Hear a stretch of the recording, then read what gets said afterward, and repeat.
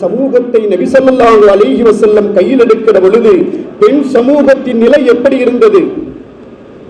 பெண் சமூகத்தின் மீது அத்துமீறல்கள் நடந்தது. பெண் சமூகத்தின் மீது என்னென்ன அநியாயங்கள் நடத்த முடியுமோ அவ்வளவு அநியாயங்கள் நடந்து கொண்டிருந்த ஒரு நிலையிலே பிறந்தவுடன் உயிரோடு மண்ணில் புதைக்கப்பட்டு சொர்க்கத்திற்கு பெண் குழந்தைகளை ஏற்றுமதி செய்து கொண்டிருந்த மயான மண்ணில் சொர்க்கத்தை தாயின் காலடிக்கு இறக்குமதி செய்த சிறப்பு மிகப்பெரிய ஒரு நிகழ்வு எம்பெருமானார் ஸல்லல்லாஹு அலைஹி வஸல்லம் அவர்கள் செய்த புரட்சி.